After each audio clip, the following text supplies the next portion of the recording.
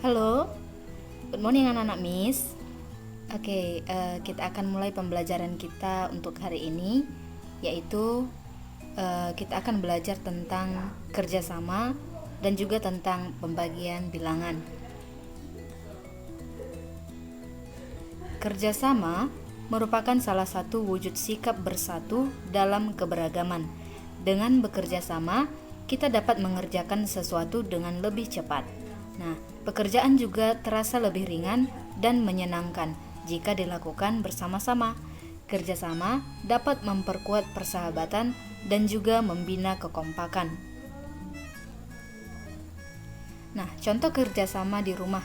Yang pertama, membersihkan rumah bersama-sama, membersihkan pekarangan bersama-sama, dan juga membantu ibu memasak di rumah. Nah, jadi kerjasama di rumah ini mungkin sudah sering kita lakukan di rumah kita masing-masing, baik itu ketika kita membantu orang tua kita dengan menyapu rumah, atau mencuci piring, atau bergotong royong membersihkan pekarangan, ataupun membersihkan rumah secara bersamaan dengan bersama-sama.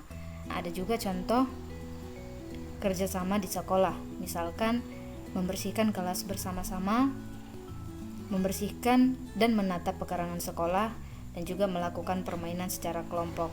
Nah, jadi di sekolah juga mungkin kita juga sudah sering melakukan yang namanya kerjasama, baik itu di kelas ataupun di pekarangan sekolah. Nah, di kelas kamu juga pernah melakukan piket kelas. Nah, piket kelas itu juga merupakan contoh kerjasama yang berguna untuk membantu teman ataupun bersama-sama mengerjakan agar lebih cepat selesai. Nah, manfaat kerjasama. Jadi ada beberapa manfaat kerjasama yang kita lakukan di rumah maupun di sekolah. Yang pertama itu adalah pekerjaan menjadi lebih cepat selesai. Pekerjaan menjadi lebih ringan. Nah, melalui kerjasama juga terjalin persahabatan dan persaudaraan. Dan yang keempat, terjadi komunikasi yang baik dengan orang lain. Nah, jadi sebenarnya sangat banyak manfaat dari kerjasama ini, tapi Miss di sini sampaikan ada 4 poin manfaat kerjasama dari kerjasama yang kita lakukan baik itu di rumah maupun di sekolah. Di dalam kehidupan sehari-hari, pasti kamu pernah melakukan kerjasama dengan teman sebayamu. Dayu juga pernah melakukan kerjasama dengan Dino. Pada saat libur panjang, Dayu membantu Dino membereskan pekarangan rumah Dino. Dayu membantu Dino memindahkan batu dari satu tempat yang berjumlah 35 batu ke 5 bagian tempat yang baru. Nah, kira-kira berapa jumlah batu pada masing-masing tempatnya ya? Nah, jadi Dino dan Dayu ingin memindahkan batu dari satu tempat yang berjumlah 35 batu ke 5 tempat bagian yang baru. Nah, untuk menyelesaikannya, kita dapat membagi jumlah batu dengan jumlah tempat yang baru. Tadi jumlah batunya adalah dapat kita tulis dengan seperti ini. Jumlah batunya ada 35 dibagi dengan 5 tempat. Jadi sama artinya ketika kita juga mengerjakan secara langsung, misalkan 35 batu ini kita bagi ke 5 tempat. Kalaupun kita hitung dia satu persatu, hasilnya juga nanti akan sama. 35 dibagi 5. 35 dibagi 5 hasilnya adalah 7. Maka jumlah batu pada setiap tempat adalah 7 batu.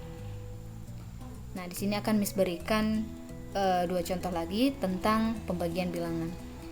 Siti memiliki 484 tangkai bunga anggrek. Siti ingin menyimpan dalam 4 buah vas bunga dengan banyak tangkai bunga yang sama pada masing-masing vas. Pertanyaannya adalah, berapa banyak tangkai bunga anggrek pada setiap vas bunga? Nah, jadi 484 tangkai bunga itu tadi kita bagi ke dalam 4 vas bunga. Nah, jadi bisa kita kerjakan dengan cara bersusun pendeknya. 484 dibagi 4. Nah, masih ingat kan cara pembagian bersusun pendek? Nah, yang pertama kita bagikan adalah dari sebelah kirinya ataupun ratusannya. Nah, 4 dibagi 4 hasilnya 1, kita letakkan di atas. Selanjutnya 1 dikali 4 hasilnya 4, kita letakkan di bawah bilangan yang dibagi. Setelah itu kita kurangkan. 4 dikurang 4 hasilnya 0. Nah, setelah itu kita turunkan puluhannya. Turun 8. 8 dibagi 4 hasilnya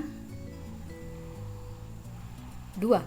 2 kali 4 hasilnya 8. Kita kurangkan 0. Kita turunkan satuannya. 4 dibagi 4 hasilnya 1. 1 dikali 4 hasilnya 4. Oke, kita kurangkan hasilnya 0. Nah, jadi banyak tangkai bunga anggrek pada setiap vas bunga adalah 121 tangkai. Nah, jadi untuk pengerjaannya bisa dengan mudah kita kerjakan dengan cara bersusun pendek. Kita bagikan jumlah bunga ke jumlah vas bunganya. Oke, jadi hasilnya adalah 121. Berikan satu contoh lagi. Pohon melati Lani berbunga sangat banyak. Lani memetik 256 bunga melati. Lalu, ia menyimpannya dalam 8 buah tempat. Masing-masing tempat memuat bunga sama banyak. Berapa banyak bunga melati pada setiap tempat? Nah, jadi bagaimana cara pengerjaannya?